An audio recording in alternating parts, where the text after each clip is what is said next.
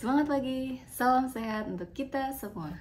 Terima kasih sudah hadir kembali di sini di channel YouTube saya tentunya, Dr. Gustrin. Hari ini saya ingin bercerita atau sharing tentang salah satu penyakit, sebenarnya penyakit lama ya, dan sudah lama tidak terdengar. Tiba-tiba ini terjadi lagi KLB, kejadian luar biasa atau disebut juga dengan wabah. Kira-kira penyakit apa itu? Ya, saya ingin cerita tentang penyakit campak ya. Campak disebut juga measles, disebut juga rubella atau morbilli, adalah salah satu penyakit yang disebabkan oleh virus, sebut saja namanya paramyxovirus ya, yang menyerang saluran pernapasan. Nah, tetapi efeknya sistemik atau ke seluruh tubuh. Nah, penularan dari campak ini yaitu melalui droplet atau cairan tubuh dari penderita yang keluarnya bisa dari mulut, hidung, ataupun benda-benda yang sudah terkena atau terkontaminasi dari cairan tubuh penderita tersebut. Penularannya bahkan terjadi sebelum si penderita ini mengeluarkan ruam atau merah-merah ya, yang sebagai ciri khas dari campak. Nah, seperti ini bentuknya, seperti di foto ini ya. Umumnya gejala muncul antara 1-2 minggu sejak mulai terpapar oleh cairan tubuh yang mengandung virus dari penderita. Hal ini harus dibedakan ya, campak ini harus dibedakan dengan namanya exanthema subitum atau disebut juga roseola infantum yang sering terjadi pada balita ya, terutama bayi, yang biasanya tuh demamnya cukup tinggi juga, harus keluar tuh ruam-ruam merah juga. Tetapi bedanya dalam 4-5 hari si roseola infantum ini relief sendiri atau sembuh sendiri ya, karena penyebabnya juga sama karena virus. Harus dibedakan juga dengan cacar air atau cangkrang ya, ada juga cangkrang, ada cacar air, yang sebenarnya cacar air ini sudah tidak ada lagi, tidak ditemukan lagi. Kalau cangkrang mungkin beberapa masih mengalami ya. Nah, ini bedanya apa? Cangkrang dan cacar air itu bukan ruam merah yang bintik-bintik merah aja, tetapi di dalamnya ada cairan atau disebut vesikula. Ini yang membedakan ya, jangan sampai keliru menyebut campak dengan cangkrang atau bahkan cacar. Oke? Gejalanya apa nih dok sekarang ya? Gejalanya karena ini adalah penyakit infeksi, maka hal yang pertama perlu kita waspadai adalah adanya demam. Nah, demamnya ini termasuk dalam kategori demam yang kurang dari 7 hari. Demam kurang dari 7 hari dan ada ruamnya atau ada bercak-bercak merahnya, hal yang patut kita waspadai selain campak adalah demam berdarah. Nah, demam berdarah masih ingat ya di video saya yang sebelumnya. Nah, bedanya apa dengan demam berdarah? Kan sama-sama ada bercak merah. Nah, bedanya adalah pada campak ini nggak semua petekiae kecil-kecil yang ada di lipatan-lipatan yang bisa diprovokasi. Kalau campak itu mulai ada ruam merahnya itu dari belakang telinga, kemudian ke leher, merembet ke muka, dan akhirnya ke seluruh tubuh. Jadi, awal mulanya yang perlu kita waspadai dari campak adalah atas ya, bagian atas dulu ada bintik-bintik merah. Nah, kalau demam berdarah kan ada di sini petekianya, bintik-bintiknya dominan pada lipatan-lipatan. Bedanya lagi kalau demam berdarah munculnya adalah ketika demam turun, mostly ketika turun. Nah, kalau campak ini justru saat demam masih tinggi, biasanya di hari keempatan ya, hari keempat demam masih tinggi, dia mulai ada bercak-bercak merah. Itu yang perlu dibedakan dari keluarnya bercak merah saat masih demam atau saat sudah turun demam. Gejala lain yang bisa timbul apa nih dong? Masa cuma demam aja dan ada ruam? Tentu tidak. Karena dia menyerang saluran pernapasan, maka gejala yang timbul ya seperti gejala di infeksi saluran pernapasan lain ya.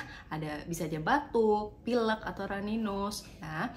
Dan ada mata merah. Kadang juga penderita merasakan adanya nyeri tenggorokan, dan yang khas lagi adalah adanya bercak putih di mulut ya, di pinggiran-pinggiran mukosa mulut yang khas disebut namanya koplik spot. Pasien juga terkadang sampai diare ya, ini tergantung pada respon tubuh masing-masing. Tetapi trias utamanya adalah demam, batuk pilek ya, batuk nggak terlalu sih, pilek atau raninos, dan adanya mata merah. Dok, bukannya sudah ada vaksinasi campak ya? Dari umur berapa? 9 9 bulan ya.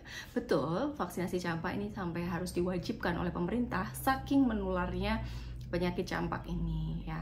Maka pada usia 9 bulan ada booster atau pengulangan atau disebut juga penguatan pada usia 18 bulan dan akhirnya nanti diulang kembali pada usia 4 sampai 6 tahun ya. Ini dimasukkan ke dalam program BIAS ya. Campak itu nggak berdiri sendiri ya vaksinnya. Pada 9 bulan biasa diberinya MR atau measles dan rubella. Nah, karena rubella ini cukup berbahaya juga, terutama bisa ditularkan dari ibu hamil ke anaknya ya. Kemudian MMR, measles, mumps, and rubella ya. Ini tergantung bawaannya dengan apa. Yang jelas dia sekarang tidak berdiri sendiri ya, si campak ini digabung dengan vaksinasi yang lain. Nah, kalau misal sampai 12 bulan nih anak tuh belum vaksinasi ya, kan 9 bulan harusnya campak ya, sampai 12 bulan belum vaksin gimana? Maka MMR diberikan pada usia 18 bulan, kemudian diulang nanti ya, sekitar 5-7 tahun, atau bisa mulai dari 4 ya, sampai 7 tahun pada program BIAS itu bisa diulang. Nggak apa-apa, kelewat tidak apa-apa, tapi jangan tidak dilakukan sama sekali, oke? Kan sudah ada vaksinasi nih, bukannya udah eradikasi nih penyakit campak, kok sekarang bisa ada lagi sih? Ternyata cakupan vaksinasi campak selama pandemi itu menurun ya, jadi mau tidak mau efek negatifnya ya ketika virus campak ini ada, kan sebenarnya virus itu tidak benar-benar tidak ada ya, tetapi kita dibuat kebal karenanya. Nah, karena cakupan vaksinasi menurun, virus kan ada di mana-mana nih. Nah, ketika kena pada seseorang yang belum imun, maka ya bisa kena dong. Nah, bisa menularkan kepada yang lain yang belum imun juga. Nah, kalau yang sudah vaksinasi apakah bisa terkena campak juga? Tergantung status imunitas tubuhnya. Ketika dia memang lagi drop, nah itu bisa juga kena, tetapi jangan khawatir, tidak akan memberat karena tubuhnya sudah punya memori terhadap si kuman itu. Setelah kita bicara tentang vaksinasi sebagai usaha pencegahan, apabila sudah terjadi, penanganannya bagaimana, Dok? Saya ulang kembali, karena penyebabnya adalah virus, maka hal yang paling penting, hal yang paling bisa kita lakukan adalah meningkatkan daya tahan tubuh. Karena apa? Karena sifatnya self-limited disease, atau hanya ketahanan tubuh yang bisa membunuh dari kuman. Seperti yang sudah saya singgung di video-video sebelumnya ya, bahwa demam adalah salah satu respon untuk membunuh kuman ya. Nah, ada hal penting dari sistem imunitas tubuh lain yang bekerja sangat kompleks ya, dan sangat wow, luar biasa, Masya Allah. Nah, ini akan saya jelaskan kemudian ya, tentang sistem kekebalan atau daya tahan tubuh yang benar-benar kompleks itu. Tapi pada dasarnya, tubuh ini nggak diem aja ya, sebagai suatu unit, kesatuan unit yang otomatis ya. Itu nggak akan diem saja ketika ada zat asing, ada kuman yang masuk dan berusaha menghancurkan, berusaha melawan tubuh kita gitu ya. Ibarat musuh lah dia akan ingin menduduki tempat-tempat di tubuh kita. Nah, tubuh nggak akan diam aja untuk mempertahankan daerah teritorialnya, ibaratnya gitu ya. So, tidak ada obat yang benar-benar bisa menyembuhkan ya, atau disebut kuratif ya. Yang bisa kita lakukan hanyalah memberikan terapi atau penanganan yang sifatnya suportif atau mendukung ya. Apa saja? Tentu saja karena dia demam, maka protokol demam dilakukan, seperti memberikan anti demam ya, atau antipiretik, kemudian memberikan cairan yang cukup agar tidak dehidrasi, memberikan nutrisi yang cukup dan baik, istirahat tentu saja yang cukup, beri vitamin, khususnya vitamin A untuk reepitelisasi yang cepat, dan karena ini penyakit sangat menular, maka harus benar-benar isolasi ya, jangan bandel ya. Isolasi penuh sama 14 hari, karena anak-anak ya, kita nggak tahu daya tahan tubuh anak-anak bagaimana. Dan ini kan biasanya yang kena anak-anak ya. Nah, kalau anak sudah kena campak, udah jangan boleh main, di rumah saja, di kamar saja, kalau bisa pisahkan dengan anak yang lain. Memang harus ya, bukan kalau bisa lagi, harus dipisahkan dengan anak yang lain agar tidak tertular gitu. Apalagi si anak itu belum punya daya tahan dari, atau belum imun ya, karena belum vaksinasi. Tadi sudah saya singgung ya, bahwa penyakit ini memiliki komplikasi yang cukup berbahaya alias serem ya. Bahayanya di mana saja yang perlu kita perhatikan ya. dan harus segera ditangani. Itu karena apa ya? Yang pertama adalah karena dia adalah virus, maka kita nggak tahu bagaimana dia bisa menyerang sistem pertahanan tubuh kita dan menjebol hingga menduduki tempat-tempat penting dalam tubuh. Karena dia menyerangnya di sistem pernapasan, maka yang diduduki pertama apa? Tentu saja sistem pernapasan ya. Dia bisa menyebabkan gangguan-gangguan di sistem pernapasan sampai akhirnya yang bisa fatal itu adalah adanya gangguan nafas hingga adanya gagal nafas ya. Gangguan nafasnya gimana sampai bagaimana? Tentu saja sampai sesak ya, sesak napas, akhirnya tidak bisa bernafas sama sekali dan itu sangat fatal ya. Karena penyebab kematian tertinggi ya adalah karena gagal nafas. Selanjutnya adalah karena dia demam, maka dia komplikasinya adalah adanya dehidrasi ya. Nah, itu cukup familiar, cukup sudah sering saya sebutkan juga. Kalau demam maka komplikasi yang bisa terjadi adanya dehidrasi. Ini nggak main-main ya. Kalau pasien dengan demam dehidrasi itu bisa jatuh ke fase yang bisa sampai dia harus masuk ke ICU ya, karena apalagi pada anak-anak bawah 5 tahun. Bisa juga terjadi kebutaan karena dia juga menyerang saraf ya. Selain kebutaan juga bisa menyebabkan gangguan saraf lain yang permanen dan cukup fatal ya. Hal yang kita takutkan lagi adalah dia jalan-jalan kemana-mana si kuman ya, seperti yang sudah saya sering bilang, maka dia bisa menyebabkan peradangan atau infeksi di bagian tubuh lain.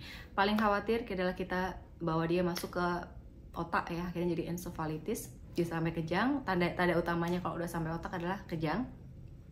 Kejangnya bukan karena kejang demam, tapi kejang karena provokasi kuman di otak. Hingga adanya kerusakan organ multiple akibat sepsis juga ya, sepsis kemudian hingga merusak organ-organ tubuh lain yang sifatnya luas ya. Itulah yang kita khawatirkan dari infeksi dari virus paramyxo, si penyebab campak ini. Ngeri kan? Maka yuk kita cegah bersama-sama dengan terus menerapkan PHBS, juga vaksinasi campak dan juga vaksinasi lain yang sifatnya wajib ya oleh pemerintah, termasuk yang dianjurkan. Oke, mari kita jaga buah hati kita, mari kita jaga lingkungan kita, mari kita jaga kesehatan semua.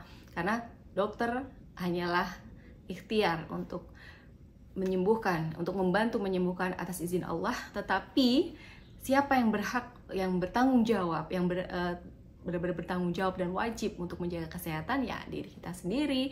Kalau kita nggak bisa jaga, gimana orang lain bisa menjaga gitu.